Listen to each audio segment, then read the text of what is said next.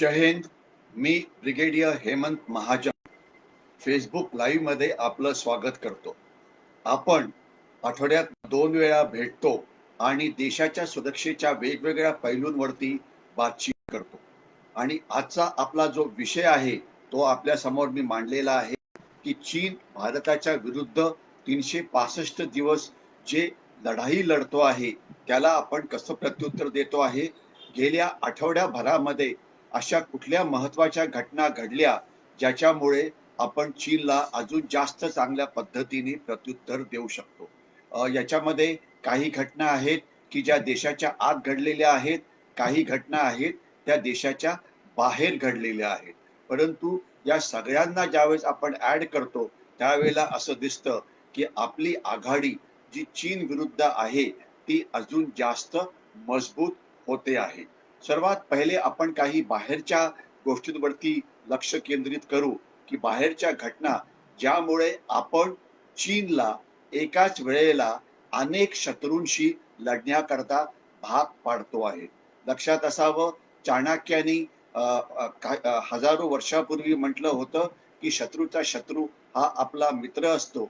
आणि चीनचे आता अनेक शत्रू आहेत ज्यांच्याशी आपण चांगल्या पद्धतीने मैत्री केलेली आहे आणि ज्यामुळे आपल्याला पुष्कळ फायदा होतो आहे. कारण यामुळे चीन आता त्यांच्याशी लढण्यात गुंतलेला आहे. आपण सरळ दोन मोठ्या राष्ट्रांविषयी बोलण्याचा प्रयत्न करू. एक तर फिलिपिन्स, ज्यांच्या समुद्रामध्ये एक्सक्लुझिव्ह इकॉनॉमिक झोन मध्ये चीनच्या 250 मच्छीमारी बोटी आलेल्या आहेत आणि अजून त्या बाहेर जायला तयार नाहीत. तर याचा परिणाम काय झाला की त्यांना आता व्हिएतनाम नावाचा जो देश आहे तो मदत करतो आहे. याच्याशिवाय जपान जो आहे तो सुद्धा मदत करतो आहे. याच्याशिवाय अमेरिका आहे ते सुद्धा त्यांना मदत करत आहेत. तर ज्याच्यामुळे चीनच्या बोटी तिथे येऊन तर बसल्या, परंतु तो केवळ एक सायकोलॉजिकल वॉर म्हणजे एक मानसिक युद्ध हा असा प्रकार होतो आहे. त्यांची पुढे यायची हिंमत नाही. दुसरं आपल्याला कल्पना आहे की तैवान हा जो देश आहे, या चीन म्हणतो की तैवान हा आमचा आहे आणि गेल्या काही दिवसापासून ते चीनला पुष्कळ चीन माफ करा चीन तैवानला खूप जास्त त्रास देतो आहे. म्हणजे नेमकं काय तर गेल्या आठवड्यामध्ये 3 वेळा, मी रिपीट करतो 3 वेळा चीनची विमानं ही तैवानच्या हवाई हद्दीमध्ये घुसली. 25 ते 30 त्यांची फायटर एअरक्राफ्ट होती. अशा प्रकारे हवाई सीमाचं उल्लंघन जगामधला कुठलाही देश करत नाही, पण चीन करतो आहे. तर त्याचं त्यांनी ते केलं. मग नेमकं काय झालं तर लगेचच त्यांना अमेरिकेने मदत केलेली आहे. आता त्या भागामध्ये तैवाननी आपली मिसाईल्स म्हणजे क्षेपणास्त्र तैनात केलेली आहे. जपान त्यांना अजून त्यांची आघाडी मजबूत करण्याकरता मदत करतो आहे. आणि एवढंच नव्हे तर एक अशी भीती निर्माण होते की येणाऱ्या जुलै महिन्यामध्ये चायनीज कम्युनिस्ट पार्टी यांचं एक मोठं संमेलन होणार आहे आणि त्याच्या आधी चीनला काहीतरी मोठी कारवाई करायचं आहे, ज्यामुळे चायनीज कम्युनिस्ट पार्टीला चीनचे जे पंतप्रधान शी जिनपिंग आहेत त्यांना सांगता येईल की बघा आम्ही केवढं एक मोठं राष्ट्र झालेलं आहे. कारण त्यांनी एकदम साफ केलेलं आहे की पुढच्या काही वर्षामध्ये ते जगाची महाशक्ती बनणार आहे.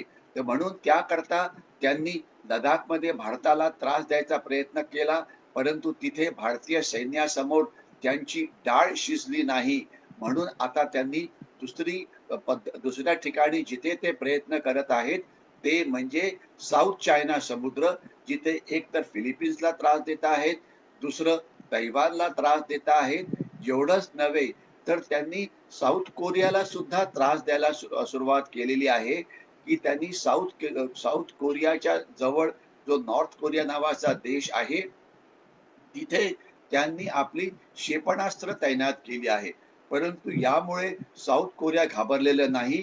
मागच्याच आठवड्यामध्ये साऊथ कोरियाचे डिफेन्स मिनिस्टर हे भारतामध्ये आले होते आणि आपल्याला कल्पना आहे की भारतीय सैन्याकरता आपण एक अत्याधुनिक तोफ बनवतो आहे जी लार्सन टोब्रोनी बनवलेली आहे भारतीय कंपनी, परंतु त्याकरता मदत त्यांना कोरियन कंपनीने केलेली आहे, जी बोफोर्स पेक्षा सुद्धा जास्त शक्तिशाली, जास्त ताकदवान अशी तोफ असेल.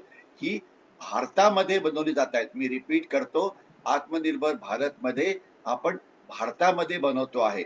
आणि आता कोरिया आणि भारतामध्ये जे डिफेन्स कोऑपरेशन आहे ते पुष्कळ वाढणार आहे. थोडक्यात सांगायचं म्हणजे की आपण 2014च्या आधी 70% आपली शस्त्र ही आयात करत होतो. आता 2020 मध्ये की ज्याची आकडेवारी अवेलेबल आहे, ते प्रमाण आता कमी होऊन 70%हून जवळजवळ 40%वरती आलेलं आहे. आणि येणाऱ्या काळामध्ये अशी आपली अपेक्षा आहे की आत्मनिर्भर भारतचे सगळे कार्यक्रम जर यशस्वी झाले, तर आपण हे प्रमाण इवन 40%वरून कमी करून हे 10%वरती आणणार आहोत. आणि एवढंच नव्हे, तर याच वेळेला आपण भारतामध्ये जी शस्त्र बनता आहेत, त्याकरता जवळजवळ 250 स्टार्टअप भारताच्या डिफेन्स इंडस्ट्रीमध्ये सुरू होणार आहे. मी रिपीट करतो, 250 स्टार्टअप भारतामध्ये तयार करणार आहे. आणि जर नुसतं महाराष्ट्रापुरतं बोलायचं म्हटलं, तर नाशिकमध्ये डिफेन्स इनोव्हेशनचा एक मोठा हब बनतो आहे, जिथे small scale sector, middle scale sector अशा प्रकारची मोठ्या शस्त्रांना लागणारे भाग निर्माण करेल. नागपूरमध्ये बनतो आहे, औरंगाबादमध्ये बनतो आहे. तर ही महाराष्ट्राकरता एक अतिशय चांगली बातमी आहे, कारण यामुळे एकतर भारतामध्ये शस्त्र किंवा त्यांचे स्पेअर पार्ट तर बनतीलच, परंतु त्याच्यामुळे युवकांकरता आपल्याला जास्त जॉब्स क्रिएट होतील. तर म्हणजे शस्त्र आणि आपल्याला कल्पना असावी की आता आपण शस्त्र निर्यात करणाऱ्यामध्ये पहिल्या 25 देशामध्ये आलेलो आहे. 2014च्या आधी आपण अजिबात कुठलीही शस्त्र ही निर्यात करत नव्हतो. आता ते प्रमाण वाढलेलं आहे. अर्थातच हे अजून खूपच वाढवायचं आहे, कारण आपली जी कॉम्पिटिशन आहे ती चीनशी आहे. आणि अजून सुद्धा काही शस्त्र आपली 2 देश घ्यायला तयार आहेत. एक तर ब्रह्मोस नावाचं मिसाईल. आशा करूया की हे मिसाईल जे अतिशय वर्ल्ड क्लास आहे, ते फिलिपिन्सला पण पाहिजे आहे, व्हिएटनामला सुद्धा पाहिजे आहे. ते येणाऱ्या काळामध्ये नक्कीच होईल. याच्याशिवाय मी अजून एका महत्वाच्या विषयावरती बोलणार आहे, ते म्हणजे डिसरप्टिव्ह टेक्नॉलॉजीज. मी रिपीट करतो, डिसरप्टिव्ह टेक्नॉलॉजीज किंवा डिसरप्टिव्ह तंत्रज्ञान. काही काही अशी तंत्रज्ञानांचा उदय होतो आहे जगामध्ये, की ज्याच्यामुळे जी जुनी तंत्रज्ञान होती ती ऑब्सोलीट होत आहेत. म्हणजे ती आता सरळ तुम्हाला टाकून द्यावी लागणार आहेत. मी याची 2-3च मोठी उदाहरण देतो. विषय आपला हा सुरक्षेच्या विषयी आहे, म्हणून मी अशा काही डिसरप्टिव्ह टेक्नॉलॉजीज विषयी बोलेन, ज्याचा संबंध भारताच्या सुरक्षेशी आहे. उदाहरणार्थ, आत्ताच अझरबैजान आणि आर्मेनियामध्ये काही महिन्यापूर्वी लढाई झाली होती. आणि तिथे पराभव झाला आर्मेनियाचा, कारण अझरबैजाननी ड्रोनचा वापर करून रणगाडे आणि तोफा या उद्ध्वस्त केल्या. म्हणजे ड्रोन हे अतिशय स्वस्त वेपन आहे. ड्रोन म्हणजे काय? असं एक विमान जे बिना पायलट शिवाय हवेमध्ये उड्डाण करू शकतं. आणि त्याच्यावरती कॅमेरे लावू शकले जातात, त्याच्यावरती शस्त्र लावली जातात. आणि याच्यामुळे जरी ती विमान पडलं तरी पायलटचा मृत्यू हा होत नाही.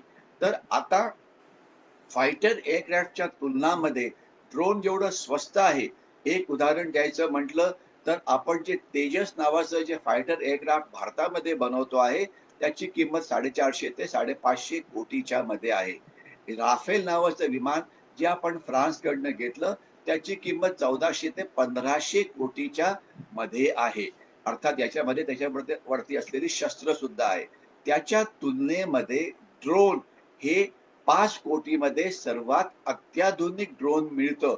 आणि ड्रोनचा थवा म्हणजे जर स्वॉर्म ड्रोन्स वापरली, म्हणजे एकदम जर 50-60 ड्रोन्स वापरली, तर अर्थातच आपण फायटर एअरक्राफ्टला फारच चांगल्या पद्धतीने त्यांच्याशी लढाई करू शकतो. म्हणजे एवढं महागडं फायटर प्लेन विकत घ्यायच्या ऐवजी आपण ड्रोन्सचा वापर करून कमी किमतीमध्ये शत्रूचं नुकसान पोहोचवू शकतो.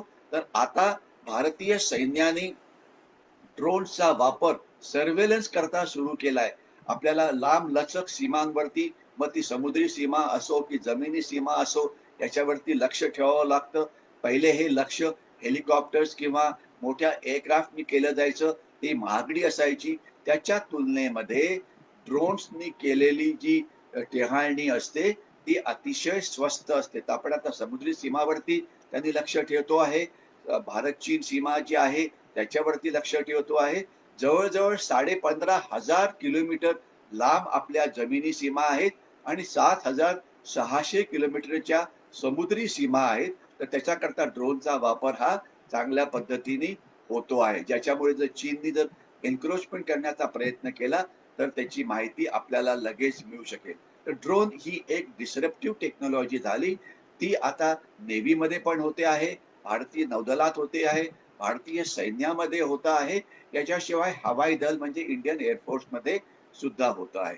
दुसरी जी टेक्नॉलॉजी आहे ती आहे आर्टिफिशियल इंटेलिजन्स, ज्याचा वापर आपण अनेक डिसिजन मेकिंग टूल्स मध्ये करतो आहोत. आपण डेटा मायनिंग करता करतो आहोत. आपण डेटाचं विश्लेषण करण्याकरता करतो आहोत आणि आर्टिफिशियल इंटेलिजन्स वरती आपण आता पुष्कळ काम सुरू केलेलं आहे. त्याला यश आहे, नाही असं नाही, परंतु आपला जो संशोधनाचा वेग आहे तो अजून वाढवावा लागेल. कारण आपली जी कॉम्पिटिशन आहे ती चीनशी आहे. आर्टिफिशियल इंटेलिजन्स मध्ये चीन आपल्या पुष्कळ पुढे आहे. तर आपल्याला कॅचअप करण्याकरता आपला स्पीड जो आहे वाढवावा लागेल. आपण जे काही भारतीय अमेरिकेमध्ये या विषयावरती सिलिकॉन व्हॅलीमध्ये किंवा इतरत्र काम करतो आहे त्यांना परत आणून देशामध्ये काम करायला लावू शकतो का? असे काही शास्त्रज्ञ जे भारतीय मूळ निवासी आहेत परंतु युरोपमध्ये किंवा अमेरिकेत सेटल झालेले आहेत त्यांना भारतामध्ये परत आणून आपण संशोधनाचा वेग वाढवू शकतो का? आपण हे करायला पाहिजे. कारण आज नॉन रेसिडेंट इंडियन्स किंवा पीपल ऑफ इंडियन ओरिजिन आज युरोपमध्ये आणि अमेरिकेमध्ये अतिशय महत्वाच्या जागी आहे. मी एकदा पुन्हा रिपीट करतो, जगामधली नंबर 1 तंत्रज्ञानाची संस्था आहे NASA, national aeronautics space administration. त्याचे 30% सायंटिस्ट, रिपीट करतो, 30% सायंटिस्ट हे भारतीय आहेत. त्याच्यामधल्या थोड्यांना आपण परत आणून भारताचं विज्ञान, भारताचा संशोधनाचा वेग वाढवू शकू का? मला खात्री आहे की असे काही जण नक्कीच परत येतील आणि भारताचा जो संशोधनाचा वेग आहे ते वाढवायला मदत करतील. अजून एक जी डिसरप्टिव्ह टेक्नॉलॉजी आहे ती आहे रोबोटिक्स. म्हणजे रोबोट कसा काम करतो आपण हे बघितलं असेल. नुसतं रोबोट हा शब्द घाला, त्याच्यावरती मी त्याच्या आधी पण बोललेलो आहे. तर या टेक्नॉलॉजीचा वापर कसा केला जाऊ शकतो? तर आपल्याला समजा एखादा स्फोटक पदार्थ दिसलेला आहे तर तो तो न्यूट्रलाइज करण्याकरता माणसांनी जाऊन करण्याच्या ऐवजी नक्षलवादी भागामध्ये जिथे आपले सैनिकांचा अनेक वेळा कॅज्युअल्टीज होतात तिथे रोबोटिक्सचा वापर करून आपण आपल्या सैनिकांना जास्त सुरक्षित ठेवू शकतो. कारण माइन्स असो की इम्प्रोवाइज एक्सप्लोजिव्ह डिव्हाइसेस असो त्यांना शोधण्यामध्ये यांची भूमिका महत्वाची आहे. याच्याशिवाय अजून एक जी टेक्नॉलॉजी आहे ती आहे इंटरनेट ऑफ थिंग्स. नंतर आहे क्वांटम टेक्नॉलॉजी, मग आहे 5G. या सगळ्या तंत्रज्ञानाच्या मध्ये आपल्याला अजून पुष्कळ प्रगती करायची आहे. तर ती आता करण्याकरता DRDO, defence research development organisation, यांनी याच्यावरती मिशन मोड मध्ये अनेक संशोधनं सुरू केलेली आहेत.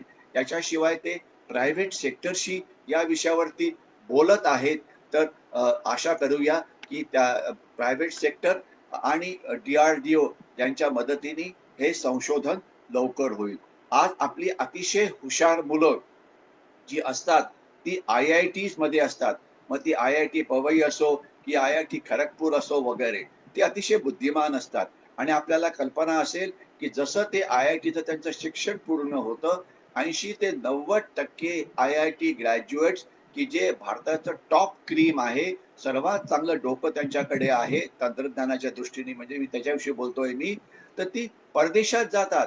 अरे, ही हुशार मुलांची आपल्याला इथे गरज आहे. तर आशा करूया की ती इथेच थांबतील आणि भारताकरता काहीतरी काम करतील. अजून एक डिस्रप्टिव्ह टेक्नॉलॉजी ती म्हणजे अशी की एअरक्राफ्ट कॅरियर्स भारताकडे 2 आहेत. चीनकडे 3 आहेत. अनेकांना भीती वाटते की याच्यामुळे काय, चीनच्या एअरक्राफ्ट कॅरियरकडे आपण कसं बघायचं? त्याकरता आपल्याला आपण आपलं एअरक्राफ्ट कॅरियर करायला पाहिजे का? दुर्दैवाने चीनशी अशा प्रकारची शस्त्रांची आर्म्स रेस ही आपण करू शकत नाही. कारण एअरक्राफ्ट कॅरियरचं किंमत ही प्रचंड असते. प्रचंड. मी रिपीट करतो, प्रचंड. तर चीनच्या एअरक्राफ्ट कॅरियरना बुडवण्याकरता आपण हायपरसॉनिक मिसाईल या डिसरप्टिव्ह टेक्नॉलॉजीवरती संशोधन आपलं चालू आहे. त्याची टेस्ट सक्सेसफुल झाली आहे आणि याच्यामध्ये चीनी एअरक्राफ्ट कॅरियरना बुडवण्याची क्षमता आहे. हायपरसॉनिक मिसाईल्स म्हणजे काय असतं? तर हायपरसॉनिक मिसाईल हे क्रूज मिसाईल आणि इतर मिसाईलचं एक कॉम्बिनेशन असतं. हे अतिशय वेगाने जातं. 5 मॅक म्हणजे 5 times the speed of sound. त्याच्याशिवाय ते क्रूज सारखं जमिनीला सरपटून जात असल्यामुळे ज्याला इंग्लिशमध्ये म्हटलं जातं फ्लाइंग नेप ऑफ अर्थ, म्हणजे ते अतिशय खालून जातं, ज्यामुळे त्यांना रडारवरती शोधणं हे सोपं नाही. त्याच्याशिवाय त्यांची जी रडारची सिग्नेचर असते ती खूप कमी असते. त्याच्यामध्ये अनेक असे म्हणजे हे घातलेलं आहे की ज्याच्यामुळे ती रडारवरती पटकन दिसत नाही. तर आपण हायपरसॉनिक मिसाईल्सचा वापर करून चीनच्या एअरक्राफ्ट कॅरियर बुडवणार आहोत, हे लक्षात असावं. त्यांच्याकडे 3 आहेत म्हणून आपण बनवायचं याला काही अर्थ नाही. याच्याशिवाय आपण अजून एक डिसरप्टिव्ह वापर जो करतो आहे तो म्हणजे पाणबुड्यांचा. आपल्याकडे पाणबुड्या आहेत. आता प्रश्न असा आहे की एक एअरक्राफ्ट कॅरियर तयार करायच्या ऐवजी त्याच किमतीमध्ये आपण 7 ते 8 पाणबुड्या या तयार करू शकतो. म्हणजे 1 aircraft carrier is equal to 7 और 8 सबमरीन्स. आता सबमरीन्स अर्थात हे अशा प्रकारचं गणित इतकं सोपं नसतं, पण मी केवळ थोडंसं सोपं करून आपल्याला सांगण्याचा प्रयत्न करतो आहे. तर याच्यामध्ये 2 प्रकारच्या सबमरीन्स आहेत. एक आहे न्यूक्लिअर आणि एक आहे डिझेल. न्यूक्लिअर प्रोपेल्ड सबमरीन ज्या असतात त्या पॅसिफिक ओशन मध्ये आणि इंडियन ओशन मध्ये कायमच्या समुद्राच्या आत राहून पेट्रोलिंग किंवा गस्त घालू शकतात. याच्यामुळे आपण चीनच्या जे चोक पॉइंट्स आहे तिथे चीनवरती चांगलं लक्ष ठेवू शकतो. उदाहरणार्थ मलक्काची समुद्री धुनी, तिथून जर चीनी पाणबुड्या यायला लागल्या किंवा तिथून जर चीनी जहाजं यायला लागली तर तिथे, किंवा गल्फ ऑफ एडन किंवा सुएझ कॅनॉलच्या जवळपास, म्हणजे कुठले कुठले चोक पॉइंट्स आहे. याच्या आधी मी एक प्रेझेंटेशन दिलं होतं, मागचंच प्रेझेंटेशन, ज्याच्यामध्ये समुद्रामध्ये कुठल्या अरुंद जागा आहेत जिथे आपण लक्ष ठेवायला पाहिजे ते मी आपल्याला मॅपच्या मदतीने दाखवलं होतं. तर तिथे आपण या पाणबुड्या तैनात करू शकतो. आणि आता आपण न्यूक्लिअर प्रोपेल्ड सबमरीन्स करणार आहोत, ज्याच्यामुळे कमी किमतीमध्ये आपली आक्रमकता जी आहे ती जास्त वाढू शकेल. त्याच्याशिवाय एक आनंदाची बातमी अशी आहे की पहिल्या वेळा अनेक वर्षामध्ये भारतीय नौदल हे फ्रेंच नौदलाच्या बरोबर एक्सरसाइज करणार आहे. लक्षात असावं, आपण क्वाड्रिलॅटरल कोऑपरेशन मध्ये ऑस्ट्रेलियन नौदल, जपानचं नौदल, अमेरिकेचं नौदल यांच्यावर अभ्यास केलेला आहे. आपण एक्सरसाइज मिलनमध्ये साऊथ ईस्ट एशियाचे जे वेगवेगळे देश आहेत त्यांच्याबरोबर युद्धाभ्यास केलेला आहे. एक्सरसाइज मलबारमध्ये सुद्धा आपण अनेक देशांच्याबरोबर अभ्यास केलेला आहे. आता त्याच्यामध्ये फ्रान्स हा ऍड झालेला आहे. याचं कारण असं, फ्रान्सला आपण एवढं का महत्व देतो आहे, याचं कारण असं की जगामध्ये अर्थात नंबर 1 ची महाशक्ती ही अमेरिका आहे.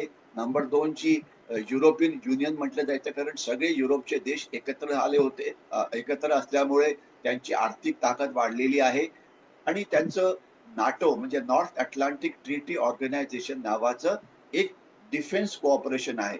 परंतु दुर्दैवाने ज्या वेळेला डोनाल्ड ट्रम्प हे राष्ट्रपती होते अमेरिकेचे, त्यांनी विनाकारण युरोपियन युनियनशी भांडणं सुरू केली आणि त्याच्यामुळे युरोपियन युनियन हे अमेरिकेचं मित्र बनायच्या ऐवजी ते शत्रू बनायला लागले आणि त्यांनी आपल्या इंडिपेंडंट पॉलिसीज फॉलो केल्या आणि ज्याच्यामुळे ते चीनशी जास्त मैत्री करायला लागले.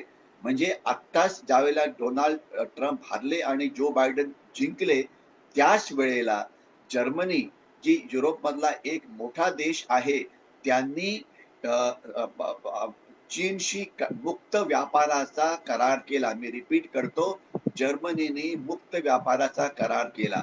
हे आपल्या दृष्टीने फार वाईट आहे, कारण याच्यामुळे जर्मनी थोडक्यात चीनच्या बाजूला गेला. परंतु आता मात्र युरोपियन युनियनचे देश, इंग्लंड म्हणजे युनायटेड किंगडम, फ्रान्स आणि इतर युरोपियन युनियनच्या देशांनी चीनवरती आता आर्थिक बहिष्कार टाकायला सुरुवात केलेला आहे. काही बाबतीत खास तर मध्ये जे उईगर मुस्लिम्स आहेत, त्यांना चीन हा खूप तुरुंगात टाकलेला आहे. जवळजवळ 20 लाखाहून जास्त उईगर मुस्लिम जे आहेत, त्यांना ते अतिशय कठीण ठिकाणी काम करायला लावतात. मग ते शेतात काम करणं असो, की त्यांना तिबेटमध्ये पाठवणं असो, की काही मजदुरीचं काम, फिजिकली मजदुरी. तर म्हणून या देशांनी ठरवलेलं आहे, की आता ते कॉटन म्हणजे कापूस हा चीनकडून विकत घेणार नाही, कारण तिथे उइगर मुस्लिमांचं जे हाताचं रक्त आहे ते तिथे आहे. तर त्याच्यामुळे त्यांनी त्याच्यावरती आर्थिक बहिष्कार टाकले. म्हणजे जे लोक ज्या चायनीज कंपनीज अशा प्रकारे काम करत आहेत, त्याच्यावरती युरोपियन देशांनी बहिष्कार टाकायला सुरुवात केलेली आहे. तर याच्यामुळे ही चांगली गोष्ट आहे. तर याला लगेच प्रत्युत्तर म्हणून चीननी सुद्धा युरोपियन देशाच्या विरुद्ध कारवाई सुरू केलेली आहे. अशा कंपन्या ज्या चीनच्या विरुद्ध काम करतात त्याच्यावरती ते बहिष्कार टाकतायत. तर त्याच्यामुळे जसं ट्रेड वॉर सुरू झालं होतं अमेरिका आणि चीनमध्ये, तशाच प्रकारचं ट्रेड वॉर आता थोड्या प्रमाणामध्ये युरोप आणि चीनमध्ये सुरू झालेलं आहे. आपल्या दृष्टीने ही चांगली बाब अशा करता आहे, की जे कॉटन युरोप चीनकडनं घेणार नाही, ते कॉटन म्हणजे तो कापूस भारत पुरवू शकतो. महाराष्ट्रापुरतं बोलायचं म्हटलं तर महाराष्ट्रामध्ये कापूस हा पुष्कळ मोठ्या प्रमाणात म्हणजे त्याचं उत्पादन केलं जातं. तर आपल्याला ही एक संधी आहे. अशा वेळेला ज्या वेळेला चीनच्या विरुद्ध कुठलेही देश कुठलीही कारवाई करतो, तर ती आपल्याकरता एक मोठी संधी असते. एवढंच नव्हे तर आता आपण ज्या इतर राष्ट्र आहेत त्यांच्या मदतीने तंत्रज्ञानाच्या क्षेत्रामध्ये आपण एकत्रित मेक इन इंडिया मध्ये म्हणजे आत्मनिर्भर भारत मध्ये आपण काम करतो आहे, ज्याच्यामुळे आपली तंत्रज्ञानाची जी ताकद आहे ती वाढण्यामध्ये आपल्याला नक्कीच मदत मिळेल.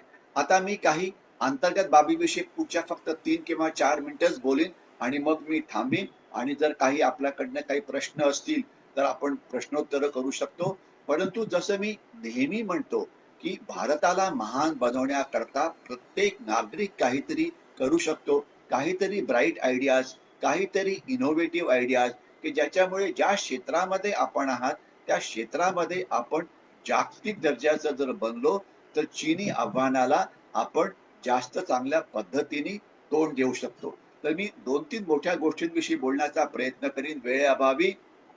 एक तर अतिशय चांगली बातमी आहे, की जीएसटी कलेक्शन हे 1.24 लॅक्स झालेलं आहे मार्चच्या महिन्यामध्ये. हा आतापर्यंतचा उच्चांक आहे, ज्याचा अर्थ इकॉनॉमीची प्रोग्रेस आता वाढली आहे. याच्यामुळे अर्थातच इकॉनॉमीची प्रोग्रेस वाढली तर जॉब क्रिएशन होईल. आशा करूया की लॉकडाऊन विषयी जे बोलणं चाललं होतं ते होणार नाही, कारण करोनाची सेकंड वेव्ह येते आहे. त्याच्यामुळे सरकार अनेक वेळा विचार करतं की लॉकडाऊन करावं की नाही.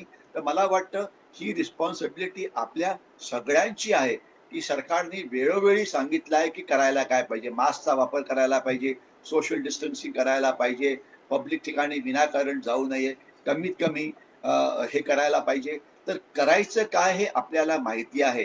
दुर्दैवाने आपल्यातले काही जण बेपर्वाई करतायत. त्याच्यामुळे महाराष्ट्रामध्ये आज आपण भारतामध्ये सेकंड हायेस्ट आहोत करोना कॅज्युअल्टीज मध्ये.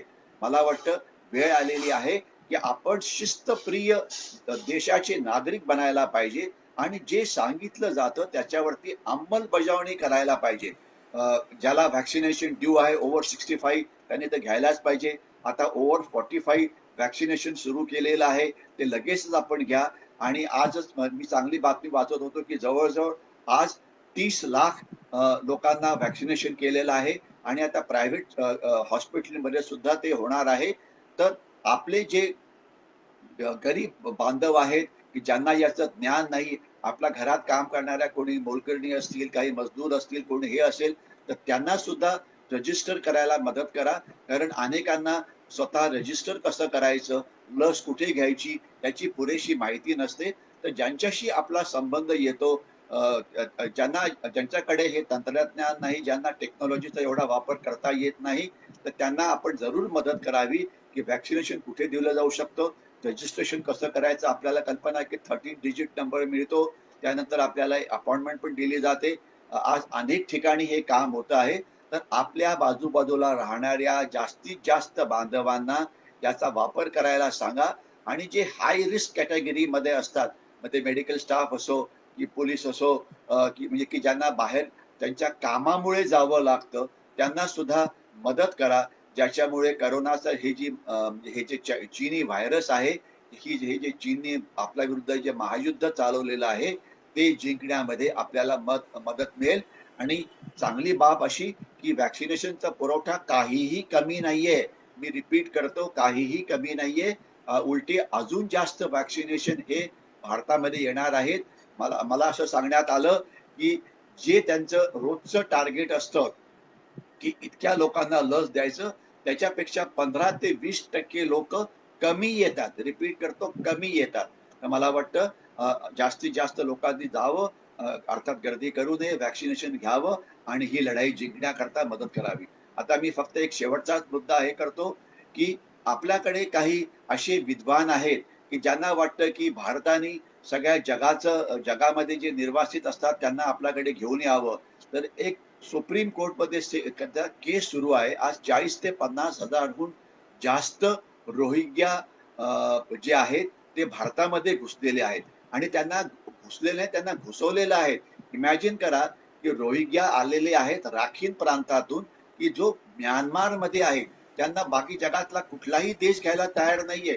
कुठलाही मुस्लिम देश त्यांना घ्यायला तयार नाहीये आणि ते भारतात त्यांना आणण्यात आलं आणि ते काश्मीरमध्ये येऊन पोहोचले आहेत, युपी मध्ये येऊन पोहोचले आहेत, वेस्ट बेंगॉलमध्ये पोहोचले आहेत. आपण काही व्हिडिओज सोशल मीडियावरती बघितले असतील की ते इलेक्शनच्या मध्ये कसा हिंसाचार करण्याचा प्रयत्न करत होते. सोशल मीडियावरती या रोहिंग्यांचे व्हिडिओ ते पडत होते. दुर्दैवाने आपल्याकडे काही असे अति हुशार विद्वान आहेत, त्याचं मी नाव घेत नाही, की जे सुप्रीम कोर्टमध्ये त्यांच्या बाजूने केस लढतायत की त्यांना भारतातच ठेवायला पाहिजे. अरे आपण काय निर्वासितांची राजधानी आहोत का? आपल्याकडे गरीब भारतीय त्यांच्याकडे आपण लक्ष द्यायला पाहिजे, त्यांची काळजी घ्यायला पाहिजे. शेतकरी आहेत, त्यांना बेरोजगार आहेत, त्यांच्याकडे बघायला पाहिजे. काही जण ज्यांच्या घरामधला कोणी कुटुंबाचा एखादा मोठा आधार चालला जातो अनेक कारणामुळे, ऍक्सिडेंट असो याच्यामुळे, त्यांच्याकडे बघायला पाहिजे. आपले सिनियर सिटीजन्स आहेत, त्यांची काळजी घ्यायला पाहिजेत. आपल्याकडे अनेक अशी मुलं आहेत की ज्यांना आई वडील नसतात, वेगवेगळ्या कारणामुळे, त्यांची आपण काळजी घ्यायला पाहिजे. तर जे भारतीय आहेत, सिनियर सिटीजन्स आहेत, अनाथ मुलं आहेत, बेरोजगार आहेत, नोकरी कमी असलेली आहेत, आजारी आहेत, त्यांची आपण काळजी पहिले घ्यायला पाहिजे. पण हे लोक सरळ सुप्रीम कोर्टमध्ये पोहोचतात. आता यांना सुप्रीम कोर्टमध्ये पोहोचता कसं आलं? एक सामान्य भारतीय की जे आज माझं बोलणं ऐकतायत, आपण सुप्रीम कोर्टमध्ये जाऊ शकता का? परंतु हे असे काही सुप्रीम कोर्टला सांगायला पाहिजे की तुम्ही अशा लोकांना का एंटरटेन करता आहात. आज 3 कोटीहून जास्त कोर्टाच्या केसेस पेंडिंग आहेत. जे भारतीयांना पहिले न्याय पाहिजे, तो न्याय द्या.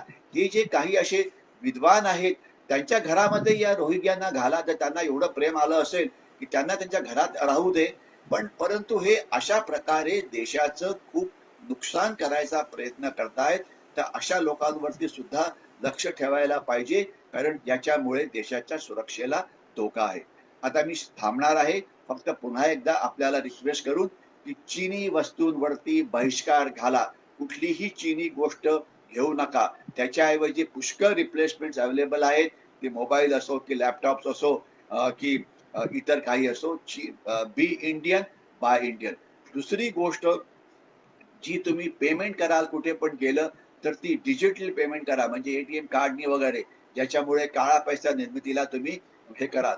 तिसरं, अ, अ, अ, जे काम तुम्ही करता त्याच्यामध्ये अतिशय उत्कृष्ट दर्जाने काम करा. काहीतरी इनोव्हेटिव्ह आयडियाज वापरा आणि काहीतरी समाजाकरता करण्याचा प्रयत्न करा, ज्याच्यामुळे भारत एक मोठी शक्ती म्हणून पुढे येऊ शकतो. तर मला वाटतं मी इथेच थांबतो. आपल्याला हा जर व्हिडिओ आवडला असेल तर त्याला लाईक करा आणि जास्तीत जास्त लोकांशी शेअर करा. मी इथे थांबतो. बघूया खालती काही प्रश्न आहेत का? जर प्रश्न असतील तर मी 1-2 मिनिटं घेण्याचा प्रयत्न करीन. परंतु सध्या तरी मला काही दिसत नाहीयेत प्रश्न इकडे. ओके. जर आपल्याकडनं काही आयडियाज असतील तर जरूर सांगाव्यात. कारण आपल्याला म्हणजे आपल्या सगळ्यांच्या बुद्धिमत्तेचा वापर आपण करून देशाला पुढे जाण्यामध्ये प्रगती मदत करू शकतो. साक्षी अग्रवाल जी जय हिंद म्हणतायत. मनोज बंडू कुंवरजी जय हिंद म्हणतायत. प्रवीण देशमुखजी जय हिंद म्हणतायत. आपल्याला सगळ्यांना जय हिंद शिरीष पाठकजी म्हणतायत. पार्थ पटनीजी सुद्धा जय हिंद म्हणतायत. हे प्रश्न आलेला आहे तो मी घेतो. अजून आपण 2 मिनिटं वेळ करू शकतो. सगळे जे जय हिंद म्हणता आहेत त्या सगळ्यांना जय हिंद. परंतु मी जसं म्हणतो की देशाकरता काहीतरी करा जे तुम्हाला शक्य आहे. आज सरकारी तुम्हाला मी एक सांगतो, आपण सगळे सुशिक्षित आहोत. आज सरकारच्या अनेक अशा स्कीम्स आहेत की ज्याचा गरिबांना किंवा जे पीपल बिलो पॉवर्टी आहे त्यांना फायदा होऊ शकतो. जसं त्यांची मुद्रा योजना आहे, त्यामुळे गरिबांना कर्ज मिळू शकतं. त्यांची इन्शुरन्स योजना आहे, शेतकऱ्यांकरता सॉइल टेस्टिंगची योजना आहे. याच्याशिवाय आज इतक्या चांगल्या स्कीम्स सरकारने केलेल्या आहेत. त्यांना मदत करा. सरकार अनेक प्रकारचं म्हणजे अनुदान हे पीपल बिलो पॉवर्टी लाईनला देत आहे. परंतु आज सुद्धा अनेकांकडे बँक अकाउंट नाहीयेत खास तर. तर त्यांना बँक अकाउंट म्हणजे तयार करण्याकरता मदत करा. त्यांच्या बँक अकाउंटला त्यांच्या आधार कार्डशी जोडा, ज्याच्यामुळे जे लागू हे आहेत योजना, त्याचा लाभ जे अतिशय गरीब आहेत त्यांच्याकडे पोहोचू शकतो. दुर्दैवाने अजून सुद्धा 15 ते 20% अशी लोक आहेत की ज्यांच्याकडे ज्या ज्या सरकारी योजना आहेत त्या पोहोचत नाहीये. त्याच्यामध्ये आपण एक खूप मोठं काम करू शकतो आणि आपण ते करायला प्रत्येकाने प्लॅन करा की ॲटलिस्ट मी 10-15 जे पीपल बिलो पॉवर्टी लाईन आहेत त्यांना मदत करण्याचा प्रयत्न करीन. एक प्रश्न आहे पार्थ पटनी सरांकडनं की सर, कोविड डेटावर चायनीज हॅकर्सचा अटॅक करतायत, त्याला कसं उत्तर देऊ शकतो? पार्थजी, तुमचा प्रश्न अगदी बरोबर आहे. आपण म्हणता आहे की चायनीज हॅकर्स हे आपले जे कोविड आहे त्याचं जे फॉर्म्युला आहे तो चोरण्याचा प्रयत्न करतात. 100% बरोबर आहे तुमचं. चायनानी फॉर्च्यून 500 कंपनीज, मी रिपीट करतो, की ज्या जगातल्या सर्वात मोठ्या कंपनीज आहेत प्रचंड, की ज्यांच्या काही काही कंपनी तर एवढ्या मोठ्या आहेत की 50% एशियन देशापेक्षा सुद्धा त्या जास्त मोठ्या आहेत. त्यांची ट्रेड सिक्रेट्स चीननी म्हणजे चोरली आहेत. इमॅजिन करा, मायक्रोसॉफ्टचं आपण हे चोरायचं, गुगलचं चोरायचं किंवा इतर नासाचं चोरायचं, त्यांचे त्यांनी कम्प्युटर्स हॅक केलेले आहेत. तर भारताचं ते चोरायचा नक्कीच प्रयत्न करतील आणि ते केला पण आहे. आणि आपल्याला कल्पना आहे की जी आग लागली होती आपली सेरम इन्स्टिट्यूट पुण्यामध्ये, ज्यामध्ये 1000 कोटी रुपयाचं नुकसान झालं. रिपीट करतो, तो सॅबॉटाज होता, तो चीननी केलेला घातपात होता. तर जोपर्यंत तुमचा प्रश्न आहे की चीनचा पासून कसं संरक्षण करायचं, त्याच्याकरता आपल्या संस्था ज्या आहेत, CERT, cyber emergency response team, Bharat सरकारच्या 2 संस्था आहेत की जे काम करत आहेत. तर ते नक्कीच म्हणजे त्यांची मदत घ्यायलाच पाहिजे आणि आपलं सिक्युरिटी ऑडिट करून घ्यायला पाहिजे की आपलं जे नेटवर्क आहे त्याला काही त्याच्यात काही कमी तर नाहीये. आपल्याला काही फायरवॉलची गरज आहे की नाही. एक सरळ साधा उपाय, आपण कुठल्याही कॉर्पोरेट वर्ल्डमध्ये असाल तर लक्षात ठेवा की तुमचं जे इंटरनेट असतं ते स्टँड अलोन मोडवरती ठेवा. थोडक्यात सांगायचा मतलब असा की मी भारतीय सैन्याचं उदाहरण देतो. भारतीय सैन्य इंटरनेट जे तुम्हाला माहिती आहे ते वापरत नाही. त्यांचं वाईड एरिया नेटवर्क आहे, म्हणजे स्वतःचं नेटवर्क आहे जे सिक्युअर आहे, ज्यामध्ये कोणी इन्फिल्ट्रेट करू शकत नाही. एक्झॅक्टली तशाच प्रकारचे वाईड एरिया नेटवर्क या कॉर्पोरेट वर्ल्डनी करायला पाहिजे. खास तर हे जे व्हॅक्सिनेशन वाले लोक आहेत त्यांनी, की ज्याच्यामुळे जर तुम्ही इंटरनेटशी कनेक्टेडच नसाल तर तुम्हाला कोणी हॅक करू शकत नाही. कारण जर भारतीय सैन्याच्या वाईड एरिया नेटवर्क मध्ये जर हॅक करायचं असेल तर तुम्हाला सैन्याच्या आत घुसावं लागेल. म्हणजे सैन्याच्या आत ज्यांना वाईड एरिया नेटवर्क बघू शकतात तेच फक्त आत राहून त्याच्यात गडबड करू शकतात, की जे जवळजवळ कोणी करणार नाही आणि कोणी केलं तर ते लगेच पकडले जाऊ शकतील. तर म्हणून वाईड एरिया नेटवर्क किंवा स्वतःचं प्रायव्हेट नेटवर्क तयार करण्याची गरज आहे कॉर्पोरेट वर्ल्डमध्ये. हे आपल्या प्रश्नाचं थोडक्यात उत्तर आहे. धन्यवाद. मी इथेच थांबतो. पार्थजी, त्याला कसं उत्तर मी तुमच्या प्रश्नाचं उत्तर दिलेलं आहे. वेळेच्या अभावी आता मी थांबतो, पण जरूर हा शेअर करा आणि आपण येणाऱ्या रविवारी 11:30 वाजता भेटू आणि पुन्हा एका नवीन विषयावरती बोलण्याचा प्रयत्न करू. थांबतो इथे मी. जय हिंद.